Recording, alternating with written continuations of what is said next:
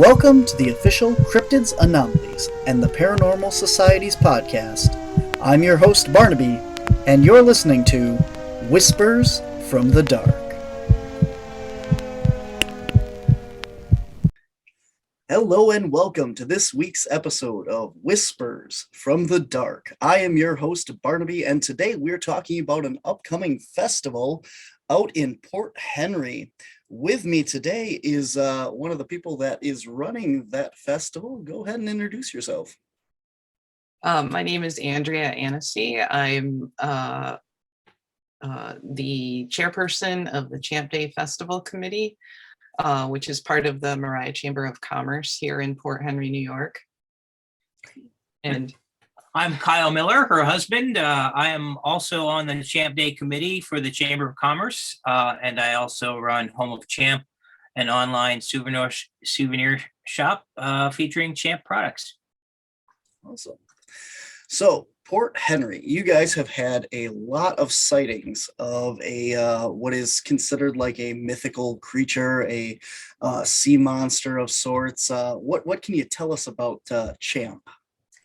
well, we actually have a signboard here in Port Henry that marks like, I don't know, 100 and something sightings in Bulwagga Bay.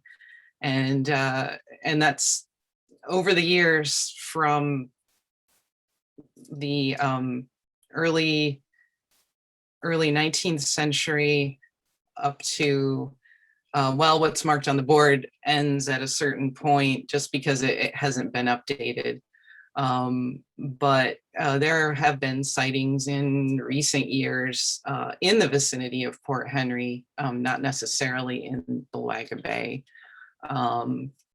But Port Henry, back in the early 1980s, Port Henry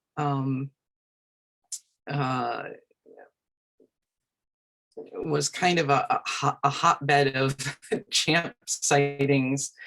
And so the town was sort of beginning to realize there's something going on. We have this interesting creature, so let's celebrate it. Let's that sort of thing. And mind you, I know that a lot of the stories about some kind of like horned serpent or sea serpent in Lake Champlain actually go back further to the Native Americans that were in this region.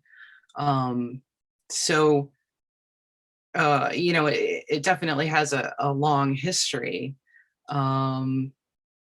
All the way up to the last sightings that I recall hearing about were basically before COVID hit and everything kind of shut down and there were a lot less people here in the area. We get a lot of tourists, travelers, etc. So I think that was somewhere around 2018 or 2019. Port Henry has always been very fond of its lake creature, its legendary lake creature. And so Champ Day's been going on for 37 years, since 1985. You ran through. Sorry. Yeah, do you have anything to add? Yeah. Did I miss anything? One of the most recent sightings was interesting. We haven't actually tracked down any of the people that were the actual witnesses, but there's a stretch of road called the Rock Cut. It's a narrow little road coming into Port Henry from the south. And there are breaks in the view that give you a view of Bulwagga Bay. And there were several drivers who saw what they believe is Champ, and they stopped and right in the middle of traffic. So multiple witnesses is always interesting. We haven't talked to anybody who was a witness, but we know several people who were stuck in the traffic in that little stretch of road because of all the stopped cars. So why is everybody stopping? So to clarify, we don't track or keep track of sightings, but if you live in the area, you will hear sightings, especially if people realize you might be sympathetic to hearing the story. They will tell you their story. The other side of the coin is people are very reticent to speak here because of the fear of ridicule. It's a very real thing. For some reason, a lot of the locals here think that if you admit that you saw Champ, you are admit to being some kind of idiot, or you've been taken for a ride by someone, you've been fooled somehow. So it's an interesting town. Lots of stories come out once so I started the Home of Champ, and by default people suddenly feel comfortable telling me their stories. So it's fascinating. Well, Kyle worked at the Lake Champlain Region Visitors Center, which there's a bridge that goes from New York to Vermont, from Port Henry, New York, over to Addison County, Vermont. And there's a visitors center on the New York side of the bridge, and Kyle worked there. So people were coming in and oh, we hear Port Henry's the home of Champ. Where can we go get t-shirts? Where can we go look for Champ? Where can we find statues of Champ, et cetera, et cetera. So, people are coming here because they're interested in these stories, and, maybe they'll have an experience and a story to tell. Some of that was what led Kyle to start his business. Yeah, it basically was designed to answer a need that already existed. That bridge from Vermont into our area here is a major gateway into the Adirondacks. People here don't realize how much traffic comes through here. And when I was working at the visitor center, I did get a sense of the sheer number of people that were coming to Port Henry to investigate Champ, to find out what's here. To have a Champ experience. I mean, historically, we're the home of Champ, and people want to have an adventure. And I realized there was nothing here for them. No one was selling any souvenirs. No one was selling any memories of their trip here. They came here, they looked around, they went away. So that's how Home of Champ was born. It wasn't, it's not like I had this eureka moment where I'm going to sell Champ stuff. I just saw a need that wasn't being addressed. And the thing is, the last thing we wanted was for people to come to this area and go away disappointed, because this is really a beautiful, beautiful area. I mean, Lake Champlain is an amazing lake, and and we're actually where we are is part of the Adirondack Park. It's a massive state park with, that contains the Adirondack Mountains. And I don't even know how many counties. I don't remember. It's like millions of acres, and I mean, it's a huge area. It's one of the few places where these beautiful foothills of the Adirondacks come down to meet the gorgeous lake. It's just amazing here. And if you happen to be here and you happen to be looking out and you see something interesting, well, that just adds to the whole experience. And that's happened to people who have been traveling here. I know there was one sighting, and I couldn't tell you how many years ago it was now, but probably, I'm gonna guess maybe around 5 or 6 years ago, where somebody, excuse me, we have a long pier sort of thing that sticks out into the lake. It's just like a walkway kind of. And there were people that were visitors that were down at the pier that they were down there and looking out at the lake, and they saw something, and they just got so excited. And I guess I don't know how they ended up stopping at the Chamber of Commerce. I'm not sure if somebody said, "Oh, go tell them what you saw." But that was how we found out about this sighting. I think they said they saw. Do you remember what it was? I want to say that they thought they saw like the traditional hump kind of thing, but it was a family that was traveling, and so, like I said, they apparently were very excited about it. They saw Champ, so who knows what they saw, but for them, they saw Champ.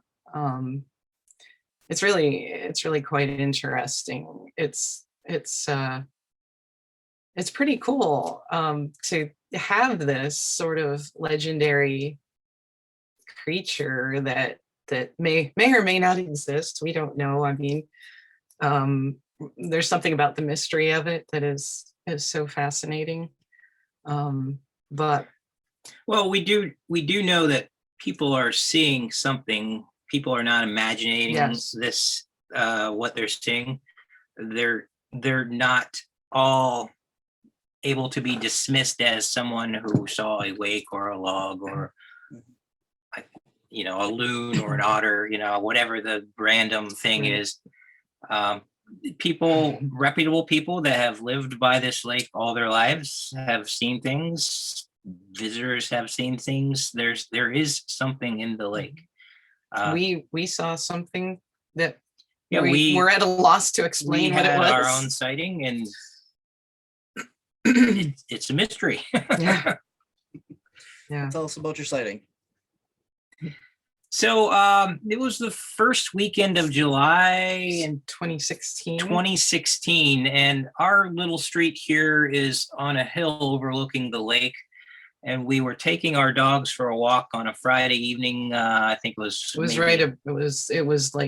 like that year, whatever, it was 4th of July weekend, so we were going into like sort of a long weekend or something like that.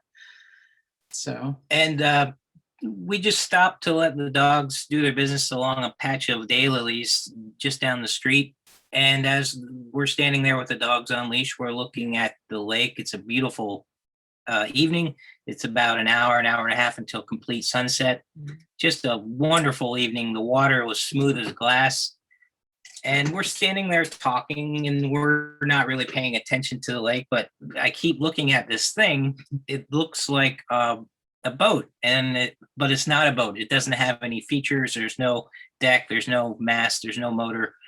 And I thought, that's a boat that's overturned. It's an overturned boat. And so by this time, our attention had focused on it enough that we're not talking about just random things. We're looking at this thing. We're trying to figure, our minds are trying to figure this out. For an overturned boat, it's not bobbing. It's completely stationary in the water. And it's a big black hump. It's featureless, just the shape of a hull of a boat. And we're going, what the heck is it? I mean, it's close enough to shore that if it was an overturned boat, people would have gotten out safely. So we're watching this thing, and we're like, it just doesn't look right. It was sort of just trying to comprehend what we were seeing and trying to identify what we're seeing. So then the weirdest part of the story is, as we're watching this thing, it goes from one hump, the shape of the hull of a boat, and slowly divides into two humps. And then just as slowly, it sank into the water and disappeared. And it wasn't like, it must have taken maybe 2 minutes, 2.5 minutes for this thing to sink and disappear. And then it was just gone. And it was just the weirdest thing. So we were talking about it. It wasn't like, oh my God, we saw Champ. It wasn't a revelation or anything. It was just like, that's just the weirdest thing I've ever seen. So next night, we're walking the dogs again, and we stopped to look at where this thing was, and we were commenting about what we had seen. And at that exact moment, this boat comes speeding through that exact point. So I can say with confidence what we saw, the hump that was out of the water was about 15 to 20 feet long, based on the size of the boat that passed that exact spot. So it was a big object, whatever it was. And it was nice of that boat to go by at just the perfect time, because otherwise, we would have been like, well, it was really big, but not have a good sense of really the scale of it, because this is a huge lake. Even here, the distance from one shore to the other is pretty decent distance, and there's not a lot to compare something that you're seeing to, unless there's another boat there, or a jet ski or whatever. So it was just weird. So it's just very weird. There is an interesting social mechanism that if you say you had a sighting, everyone will immediately tell you what you saw. You saw a boat, you saw a wake, you saw this or that. It seems to be more that they're comforting themselves, even if everything they come up with doesn't fit in the slightest with what you're describing. It's it would be, a 20-foot duck is what I saw. They would be happier thinking that's a big duck. Well, that would even be like cryptid duck. Cryptid duck. Maybe Champ is an unknown duck of an ginormous species. So that would explain. It's got that same hook neck and stuff. Yeah, a big 20-foot exactly. duck. There we go. So I don't claim to know what Champ is, but there's no reason to immediately refute people that have seen something, because reputable people are seeing an object of some type, a real, I don't know if it's flesh and blood, I don't know, but it's a real object that is not a wake, it's not a log, it's not an otter. Yeah. There's something out there. Yeah. So one follow-up question on that. So you said that the object was about like 15, 20 feet that you saw. How far out in the water was it? Like from shore? Okay, yeah, that's a good question. So I'm going to guesstimate. I don't really know. So across the other side of Bulwagga Bay, there is a little peninsula that has two forts on it. Would you say that's about 3/4 of a mile from here, maybe? As the crow flies? Yeah. From here to there? Yeah. I think that's probably about right. So the object we saw was maybe a 1/2 mile to 3/4 of a mile away from us.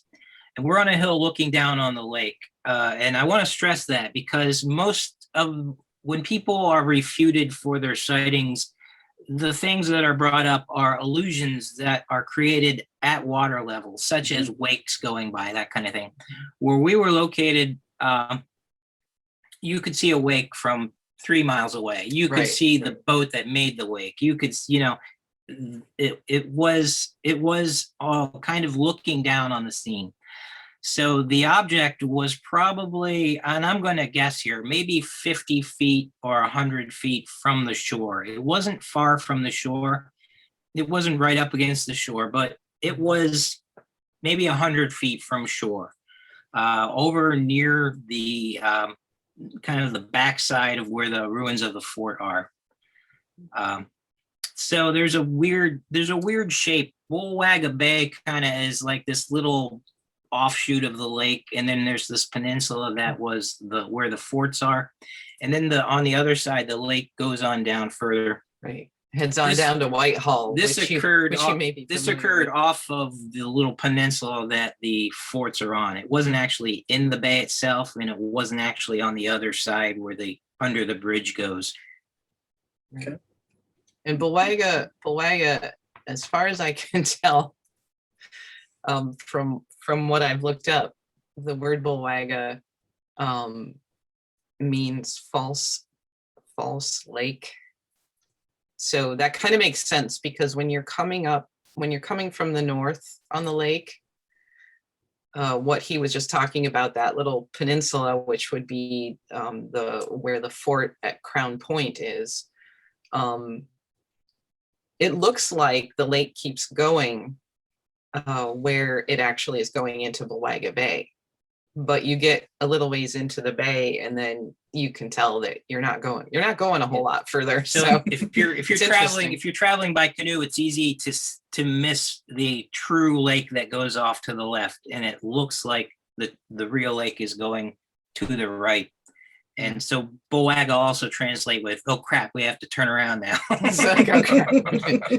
Yeah. Well, you know, and speaking of, and I just want to mention this because this is this is a recent addition to the area here. So the township that we're in, the township of Mariah, has two municipal beach campgrounds. And one of them is the Bulwagga Bay campground and beach. And at that location, back last fall, we were successful in getting a historical marker for the legend of Princess Bulwagga. And the interesting thing about that is the legend of Princess Bulwagga actually serves as an origin story for Champ. It's basically, to just try to summarize it, but you know, it's a very romanticized version of the legend. There's this, you know, this beautiful Native American woman who has two suitors, but she only loves one of them.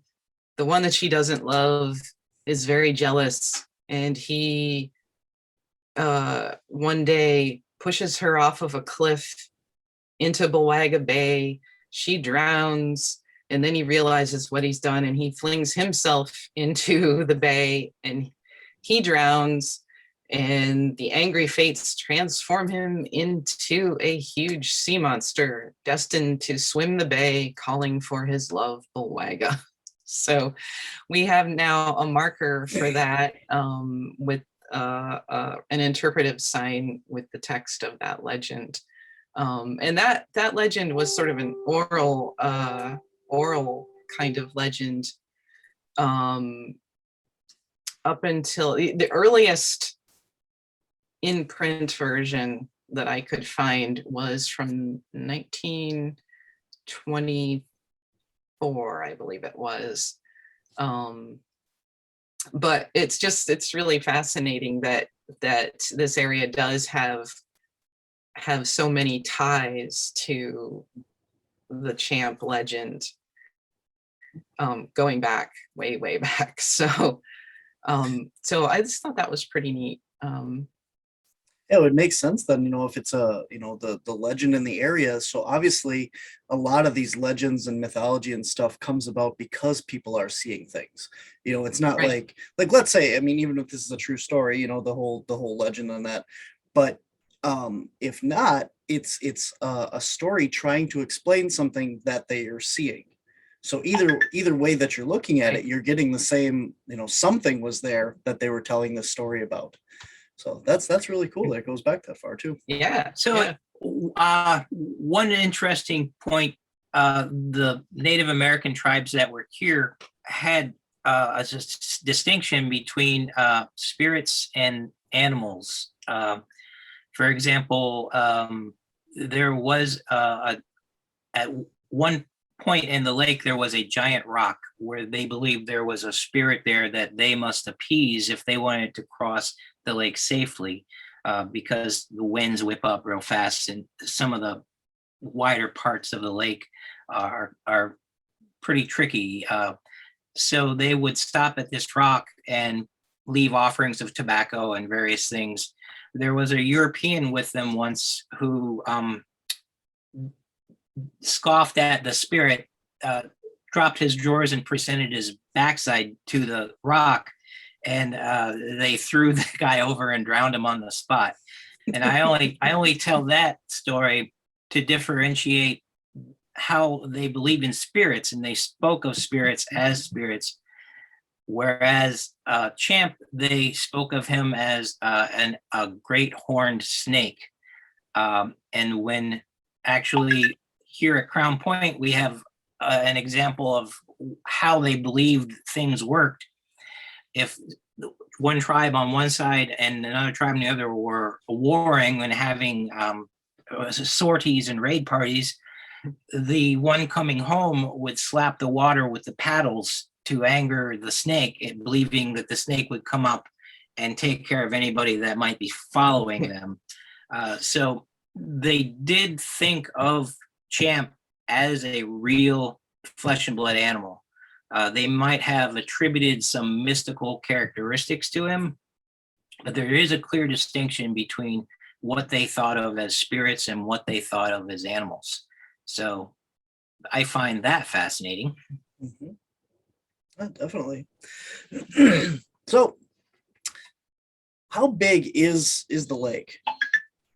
Do you have any idea? Like, I think it's 100 I always see different numbers, but I think it's around 120 miles long, and at the widest point I think it's 14 miles, but here it's not that wide. I think it's maybe a mile, mile and a half, maybe a mile and a half in this area. So it's narrow. It gets very narrow down at the south end as you get towards Whitehall, New York.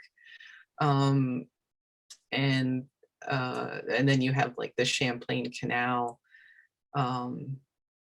So it's like I said, it's a lot narrower when it gets down into the southern area. North towards Plattsburgh, New York, and Burlington, Vermont is probably where the widest point is, and that's I think around 14 miles. So, and depths, I think for here we're a little more shallow in this area, but as you go, just as you're headed north from here, it drops off to a little deeper area, and then I think the deepest is north of us, like maybe 10 miles or so. And I imagine up towards Burlington and Plattsburgh, where it's wider, there are probably areas where it's quite deep there. 400 feet. I think 400 is the deepest. Yeah, that sounds right. So I mean, it's a huge lake. At one time there was an attempt to get Lake Champlain designated as a Great Lake, as one of the Great Lakes. So, but I think it was very briefly, and then 2 days. like they said, okay, that's pretty big. Oh, wait a minute, no, see, that's just not big enough. You're out. You're in. You're part of the club. Nah, yoink. Never mind. So yeah, so it's a very large freshwater lake. So, and it's we always talk about New York and Vermont. New York on one side, Vermont on the other side. But then it actually, a portion of it goes up into Canada, up into Quebec province. So sorry. Puppies. Yeah, sorry. So that is a very lot of water there that you have a lot of space where something could be hiding and living and stuff. So do you Sure, yeah. do you know of any sightings that people have seen multiple creatures or believe that they have? Or Boy, offhand, I'm not sure. I think most of the time it seems to be just a single. It's not even a whole creature. It's a bit that could be a head and a neck, or a bit that could be a back or a tail or fin or whatever. There's a video called the Baudet video. The guy that owns it doesn't show it to anybody, but so everything about that video is apocryphal. But supposedly there are two creatures. Right. In yeah, that I one. didn't think about that, and that was in this vicinity, I think. Was that by Westport, was it? Or I'm not sure where Yeah, it was. somewhere between here and Westport, I think. But that's, I can't give that as evidence because you don't have a clear copy of the tape you can look. So it's just like, it's apocryphal. Yeah, you can see there's like a little tiny clip that made it to like national news, and was that in the 90s, the 1990s? Yeah, it's like, I think in the 1990s, 90. So if you go to YouTube, 94, you'll see a copy of a VHS. It's like, okay, a nice blurry blob there. What are we looking at? I don't know. the usual blurry image of the cryptid. So it's hard to say. I we hear that there's a lot more to it, and but who has seen it, who hasn't seen it? But to answer your question, I think most people that we have firsthand heard their story, it's been a single object or a single creature. Most people, that's what they're saying to us anyway. A lot of people will describe an unknown object like we saw, and other people will definitely say, I saw a living flesh and blood thing. But almost, I can't think of any instance where someone said, I saw two of them. Okay. And has it been seen all over Lake Champlain, or just like in your area, or do you have any information on that? There have been sightings over the course of a couple hundred years. There have been sightings as far north as St. Albans, Vermont, way up north, which I think the Sandra Mancy photo was somewhere in that vicinity. Well, she wasn't sure exactly where they were. This is like the most famous photo that is alleged to be of Champ. And she, later down the road, when the photo came to light, she really couldn't remember where exactly they were. But that was way up north. So that was, and I think there have been sightings up on the Canadian side, but I can't point to any specific ones. But then there also have been sightings as far south towards Whitehall in Dresden, New York, and that's like a 45-minute drive south of Port Henry. So it's been kind of all along the lake at various points. There are some areas that seem to have been hot spots, like Bulwagga Bay. I believe Button Bay is another one. So yeah, I mean, it's been pretty much all over the lake. So. All right, we are going to take a brief break here, and then when we come back, we're going to start talking about the festival, and I want to get more into your store as well. Great. Okay, sounds good. Do you want to do a real paranormal investigation of a well-documented haunted location? Here's your chance. Join our team as we continue the investigations of the Gainer Tavern, currently Bean Stamper's Gentleman Club in Mackville, Wisconsin.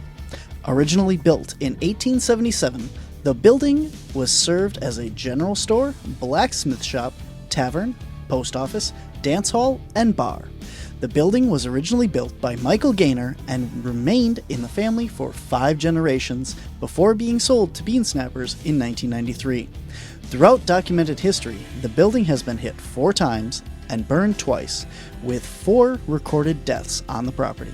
Some of the most notable paranormal claims that we have documented are a male disembodied voice, a female disembodied voice, objects moving, doors opening and closing, lights turning on and off, knocking in response to questions, the sound of someone sitting down next to you on furniture, physical interactions including being touched, hairbrushed, and scratched, and other unexplained responses to our equipment, which include a REM pod, EMF meter, and an obelisk. Bring your own equipment, or we have some you can use while you're here. Audio and video recording is encouraged. Here is your chance to investigate the paranormal. For the very first timers to the experienced professionals, we can walk you through or you can take the lead. The time is yours. Ask your questions and get your answers. Limited space is available for tours, so make sure you purchase your tickets in advance at wisconsincaps.com. Click on the Gainers Tavern link under public events. All right, we're back, and we are going to be talking about the Champ Day Festival. So you guys, we've been talking about all the sightings and the reports and stuff in the area and that. So that leads us up to, you said this has been going on for 37 years, right? The festival? Yes. Yep, since 1985. So and it's sort of gone through some changes over the years, and some lean years and some exciting years. Last year, so in 2020, I actually came on as the chairperson of the committee in 2020. And just in time for COVID. Just in time. Well, actually, technically, it was 2019 when I came on. But then, in starting to get ready for the festival, COVID hit, and so we had to very quickly pivot to doing a virtual some semblance of a virtual festival, which we did. And we have a YouTube channel where we presented basically a video festival. And then last year or so was the first in-person one that I did, and we estimated around 500 people attend, which was a pretty amazing number of people to come to the event. We had a lot of fun. We had added some things to the festival. We're kind of trying to grow it a little bit, really make it a well-rounded festival. So this year, we're again adding some more things, and this last year, typically it's been a one-day festival. This year we are adding a Champ Day Eve event to it, our Champs Monster Movie Night at the Beach. And first, tell us when this is. When is your event? So Champ Day, the Lake Champlain Monster Festival, is Saturday, August 6th. From 10 a.m. until 3 p.m. And that will be at the Champ Beach Park on Beach Road in Port Henry, New York. And that's it's right on the waterfront. It's if the weather is good, it's going to be just a lovely day on the beach.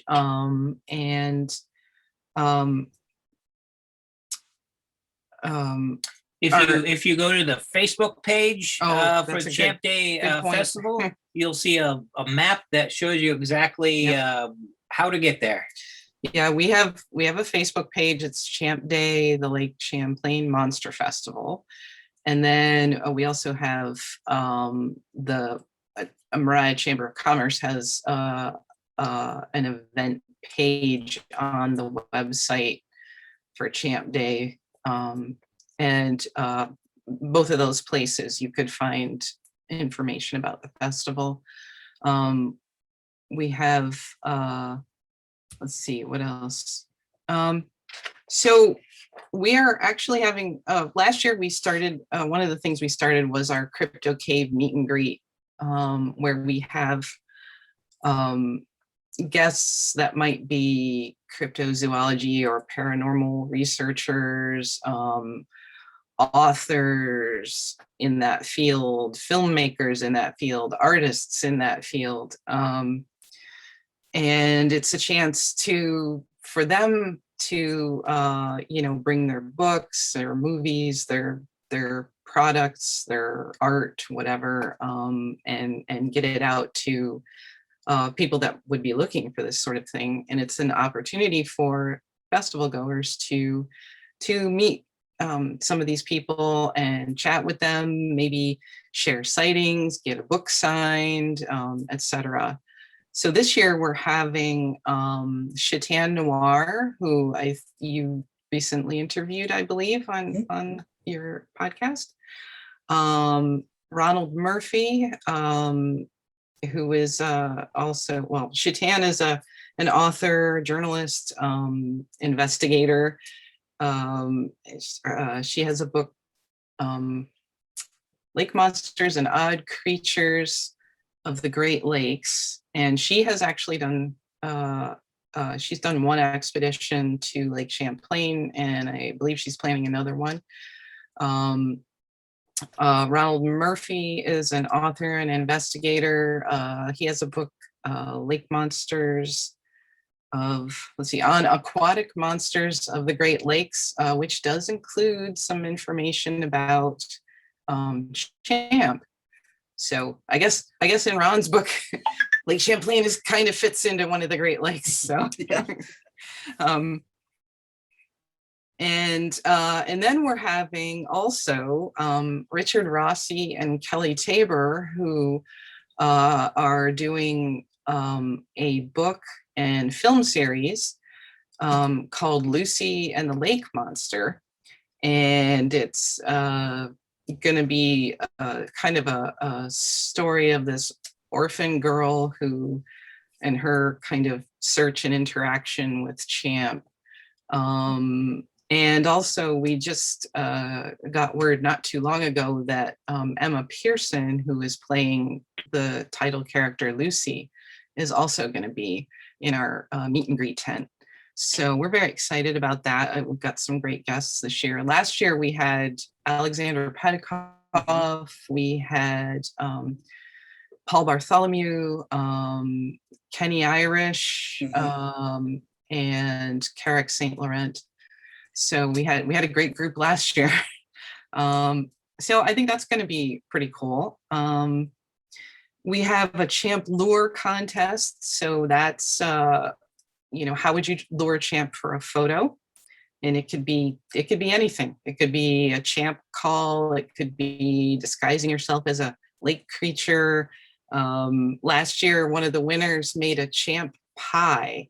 And she made a little pie, and it had gummy worms, and this was in the kids category, of course.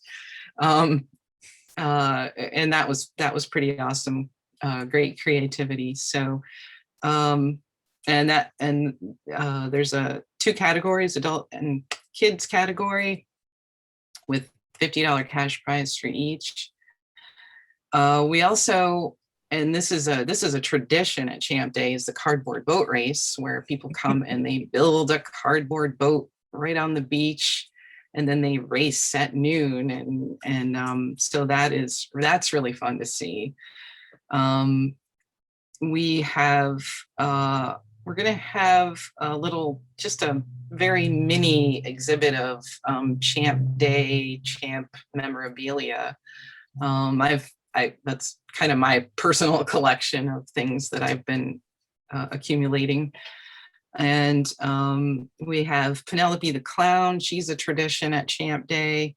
Also, we'll have vendors with Champ merchandise, artists and crafters, cryptozoology related vendors. And the big thing this year is we're adding Champ's Monster Movie Night at the beach, and that's going to be at our other beach, Bulwagga Bay. And that's a chance to come watch a movie, a fun old monster movie, Monster from the Ocean Floor from 1954. And it's actually a film that's going to be projected, a real actual old timey film. And right on the beach. And we're also having a contest with that for the best beach / tiki or retro 1950s or monster themed outfit. So that's a lot. I think I covered everything. I think I'm looking at your website right now, kind of scrolling up and down on here. So yeah, I like the boat races. I like that. I think that's kind of cool. That's great. Yeah. That is so fun. And we have the Red Brick Cafe and Village Inn owner, sponsors that. He organizes the whole thing. He's down there, passing out all the cardboard and the duct tape and the all that kind of stuff. And then he gets out in the water to, for the finish line. And it's so fun. It's just really neat. I remember the very first cardboard boat race I saw. All these kids, they make their boats and they all like fall apart immediately as they get wet. But there was this one little girl who made this amazing seaworthy vessel, but she just couldn't navigate to the finish line. So the race was over. They were all bits of cardboard everywhere. Every boat was destroyed. And she's just sitting there going, why did I not win? She's still out there in the boat, still floating. Is there an age limit on this cardboard boat race? Oh, It's a children's event. Oh, okay. Yeah, All right. it's like it tends to be people. It tends to be kids. Like I would say the oldest kids I've ever seen do it, or maybe 14, 15 at the oldest. But mostly it's. I don't know. You could try that, it. So. You could see if they challenge you. I don't know. Yeah. Shave before you go. I was gonna say, all right, the event's over, hands down. I've watched every Duct Tape Mythbusters episode. I got this in the bag. you got it. Anybody can make a duct tape Awesome. boat. I'm sure I can by now.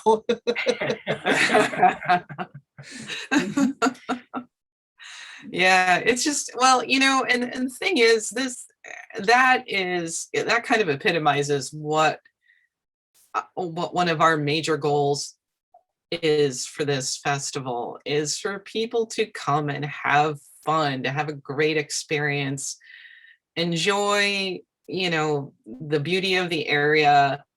And if you get a chance to see Champ, well, that's just like a huge bonus. So do you know if there's been any sightings reported during one of the festivals? Not that I know of, but not a true sighting. There was you're supposed to say yes every year. Yes, he makes it. So there was you're gonna lose your phone. There was this kind of weird sculpture thing called the Westport Champ. It's known by that name locally. I guess it's just Champ actually, but it's a little town just north of us. It was a boat, just this amazing kind of creation some guy made back in the, 60s or 70s. I'm not sure when it was created. The original thing it's this floating Champ sculpture. It used to be able to shoot fire extinguisher out his nose, his eyes lit up, and there was a little motor. The guy would get inside and he could putt around that. Yeah. And there was a gentleman in Westport who it had fallen on sad times, and he had acquired it and totally refurbished it. So there was one or two Champ days when he was able to come up and ride that around the bay. That was just the most awesome thing. Towed it around the bay. It was the problem is it's not terribly. The wind tips it over very easily, so it's not something we can do. Yeah. And we, Port Henry has so there was a man named Earl Sprague who in the 1980s was building and making these like wooden Champ, like there's this one that's huge, and it's now the Champ parade float, but at one time that was set up so that it could go out on the water. And it's this huge, it's the one that we use just to kind of greet our festival goers at the road where you turn in to go to the festival. It's huge. It's a big wooden, and it is based on an illustration by Bonnie Clonan, who lived here up until I think maybe the mid to late 1980s or so. And she did a number of illustrations of Champ. So we have our sort of iconic Port Henry Champ style of Port Henry. champ. So, but yeah, so, but you know, no, I don't know that I've ever, you just never know. I'll have to, I'll have to look into I'll have to look a little more. I have in the past looked at, kind of researched old newspaper articles about past champ days. And it's pretty interesting, like the changes that it's gone through. But it was, in its earlier days, it was primarily a festival in the downtown of Port Henry, which is away from the waterfront. Mm. So it's hard to see the lake it's monster when hard. you can't see the lake. Exactly. And that, and somebody finally had the bright idea that we have these, we have these great waterfront locations. This is a Lake Monster Festival. Let's get it down to the waterfront, let's get it down to the lake. So Cool. So let's talk about your store a little bit. What kinds of merchandise and stuff do you have? Like a sighting report list, or do you have do you have a physical store location? Right. Do not have a brick and mortar store. Okay. Port Henry's a tough town for that. There aren't many chances for renting a store space, and the ones that do come up are pretty expensive. We might have a brick and mortar someday, but it would entail me actually buying a property. That's not out of the picture, but would just have to be an opportunity that hasn't come along yet. So we've done like pop-up. Yeah, we do pop-up stuff. We deliver free in the area, and if people are coming to visit Port Henry, if they give us a heads up, we always are glad to go down and meet them at the pier. It's just we have lakeside delivery. We don't. Besides getting your cool swag, you also get a free tour guide for the time you're here. We point out how beautiful the area is. So we have all kinds of stuff. We have t-shirts, we have books, we have stickers, buttons, magnets, keychains. We are fortunate in Port Henry to have 2 public campgrounds right on the shore. There aren't many of those on the lake at all, and we have 2 right here. So one of our new lines is I Camped with Champ. We have stickers and bottle openers for anybody that is a camper and wants a little souvenir. Oops, I don't know if you can really see it. That's the iconic Port Henry Champ there. Kind of a Bonnie Clonin design. That's her, yeah. So I do want to just make clear that Home of Champ is not affiliated with Champ Day, the festival. I am on the Champ Day committee though, so that's my connection to the festival. Nice. The store is actually my mission statement is twofold: to provide products that people are coming here to look for, but also to promote the Port Henry area. So most of the money I managed to raise on it finds its way back into the community one way or the other. I would be more than happy to get filthy rich off of it, but it hasn't happened yet. It's not the real purpose of the store. No, it's more, it's just more a celebration of the area. See, we moved here 9 years ago from Pennsylvania, and we just were so taken with this area, and so we thought this is our way to kind of contribute to the community and really celebrate this area that we chose to move to. So. Celebrate the local lore. Yeah. Give people what they're looking for. Yep. Don't send them away angry. Yeah. or horribly disappointed. I mean, you would people come from New York City just to look around. They come from other states like West Virginia. It's just, you wouldn't believe how far people come. I mean, everybody's out to have an adventure these days. That's what people are about. And this is one of the places that they come to. So it's great. When I started the store, never thought, I thought I was delivering a service that people wanted. I never thought that the greatest satisfaction of this store would be the community that we have from our Facebook page.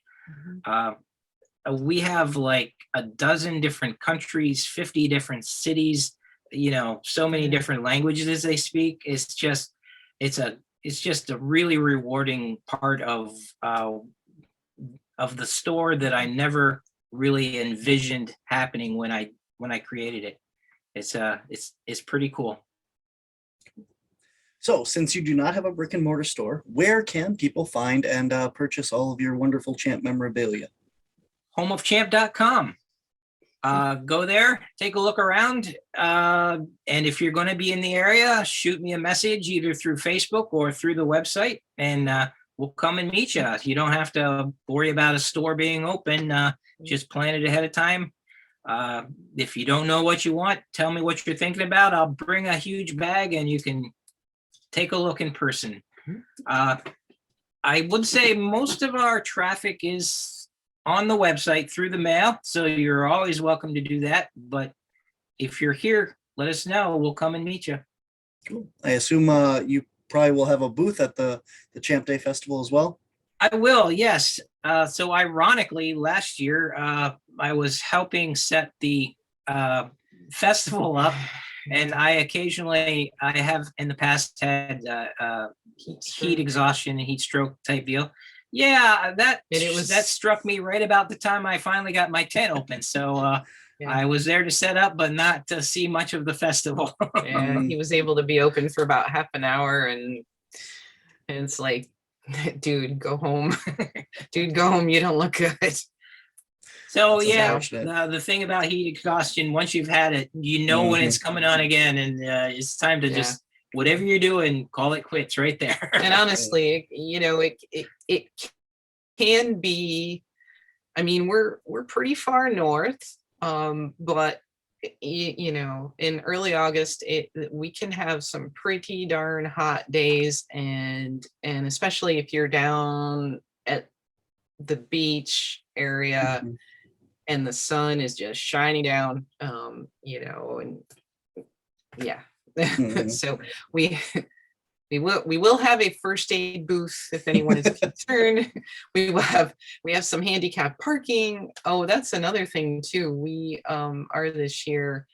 There's a parking area very close to the festival site that we used last year that got quite full. So this year we're trying to plan a little bit and test out having just a small shuttle from the downtown of Port Henry, and we'll be letting people know areas that they can park in downtown Port Henry and then take the shuttle down.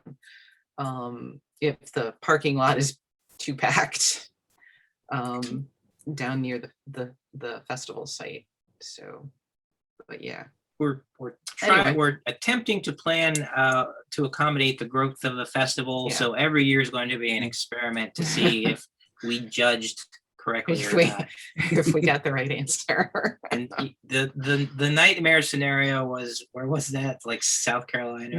North Carolina. North Carolina festival down there. Little tiny town had a Bigfoot festival, and like 1 million people descended on this town, and they were not prepared for it. Well, I think it was thousands. I don't think it was 1 million. There were like 500,000 or something like that. They had one public toilet. They had no parking anywhere in town, and it was just like this city came to a deadlock until they could get the cars out. So that would be the nightmare scenario. We don't think we'll ever have to deal with that, but we try and judge for the growth that we expect. Hopefully we judge right. Cool.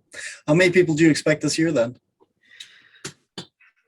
Well, last year probably more than 500. Yeah, that's all I can say. I don't really know. Like, we estimate we had about 500 last year, and the parking lot out front was just 100% maxed out. Yeah. So we expect we'll have more people this year. And I will say, like, just in interacting with, like, on the Facebook page and all of that I am seeing a growth in interest in people that are now following the festival page. So I think we can definitely expect more than we had last year. I just have no idea how many more. So It seems Double would from be okay. Quadruple would be bad. yeah. Yeah. I mean, this is Port Henry. You have to keep in mind, Port Henry is a very small town.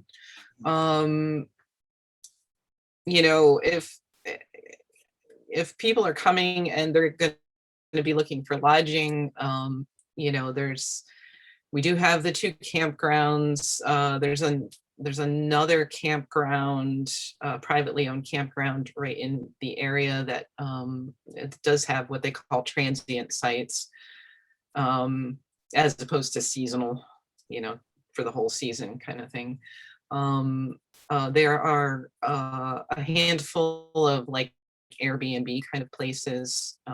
There is the Village Inn, which is not real big. Are the cabins open this year? I don't What's know. that? Are any cabins open this year? At the campground? Or in the Going out. I don't know.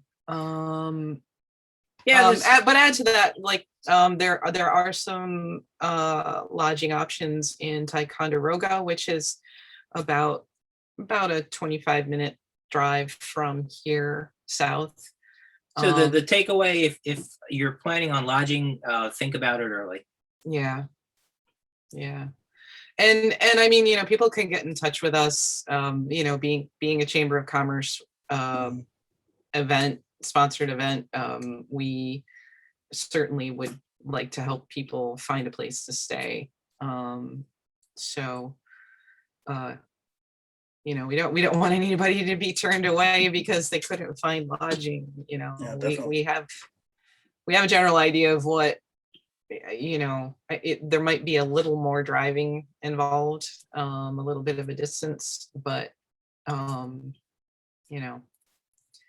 that's how it is up here. We're a lot of little towns in this area. It's very rural, and you don't have to go far to feel pretty remote when you get into the Adirondacks. So, like into the high peaks areas and that. So, does Port Henry have a Walmart? No. Ticonderoga. It's a very small town then.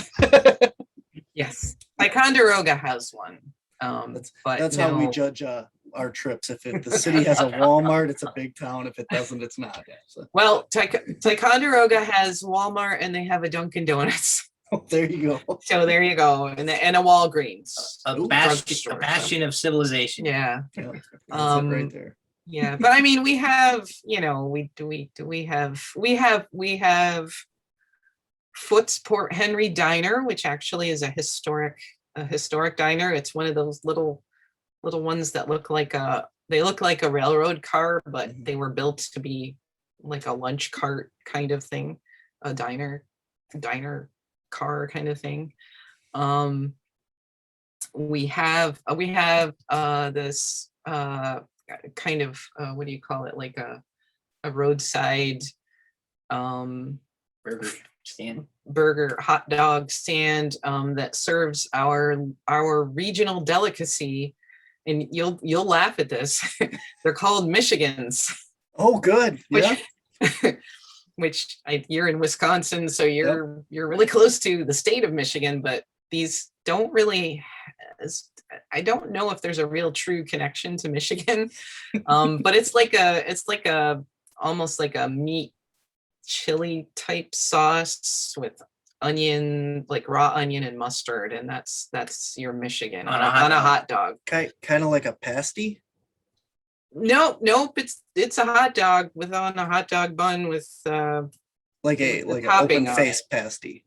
With it, so the pasty I would know would be like a dough dumpling with meat inside, like a Welsh like a pot pie. This is this might be more like what I think in the Midwest they might call them conies, like Coney Island hot dogs. Okay. I've heard people kind of like a chili dog then, or kind of like a chili dog. Very similar to a chili dog. but it has it's a secret sauce. There's a secret sauce, which is like a meat sauce, meat chili kind of sauce, and then onions, mustard. Which my own dog. uneducated guess, I think traditional Michigan is a mustard and vinegar that's missing from a chili sauce.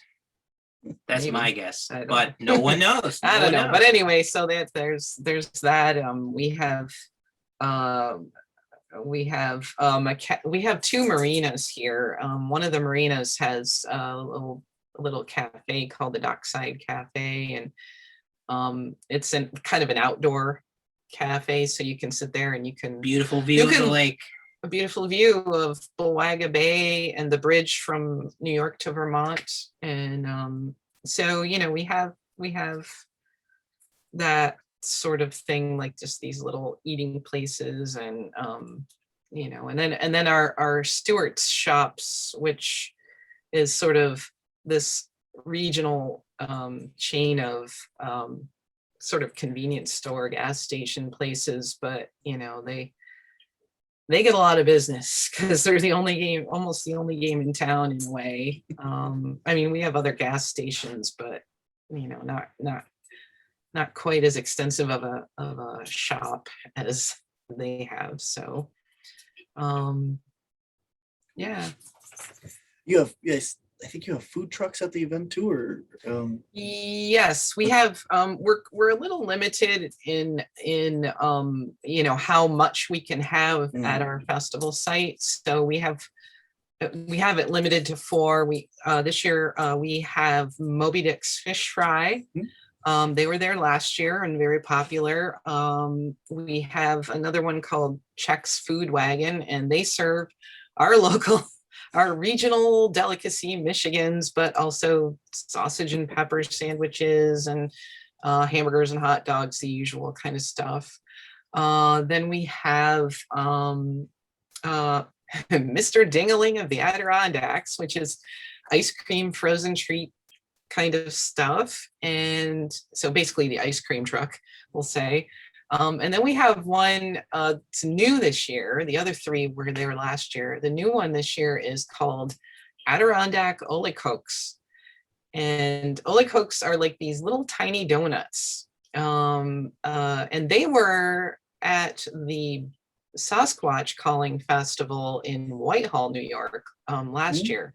So I kind of talked to them and they were interested in being this year. So we're very excited about the tiny donuts. They're good. They make them. I mean, they make them fresh right there while you wait. So those are going to be our food trucks. It's a little trough, and the dough drops in one end, and it's almost like a duck race. It comes right down in front of you. The little donut. I've seen them. Oh, okay, all right. I am also very familiar with the little donuts. Yeah, they're good. Yes, They're very good. So you can't go wrong with the food. It's all excellent. Yeah. It's just yeah, definitely. So start eating early and hit them all. That's all I have to say. And we're trying to have a little bit of a variety, at least for because we're going to have people who are just going to be there all day that are going to need to eat lunch, stuff, So yeah. Cool. All right, guys. Well, we're almost out of time here. So real quick, where can we find more information on the festival? At the Facebook page, Champ Day, the Lake Champlain Monster Festival, and also at the PortHenryMariah.com website under the events tab. Okay, and where can we find the Home of Champ? Homeofchamp.com. Very cool.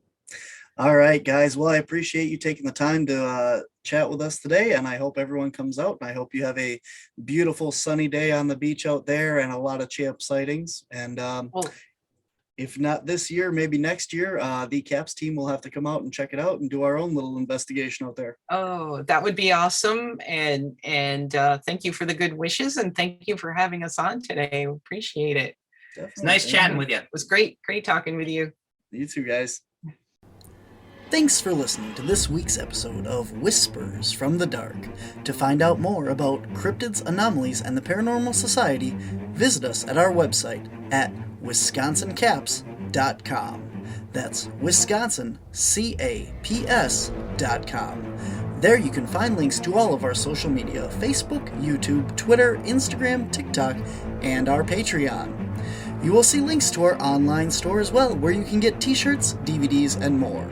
If you click on the public events page, you can find out where you can meet us in person and all the public events we have coming up. If you enjoy our podcast or our YouTube shows, please consider becoming a Patreon at patreon.com/Wisconsin Caps. There you can find behind-the-scenes pictures and videos from all of our media, as well as bonus footage and evidence that we have collected. If you have encountered something you can't explain, we want to hear from you. Visit our website and click on Submit a Report on our main screen. You can choose to leave your contact information or simply remain anonymous. You can also reach us via email at wisconsincaps@gmail.com. If you would like to be a guest on our show, please contact us on our Whispers from the Dark podcast page on Facebook, or send us an email at wisconsincaps.com. Remember to like, share, and subscribe wherever you listen or watch or find us.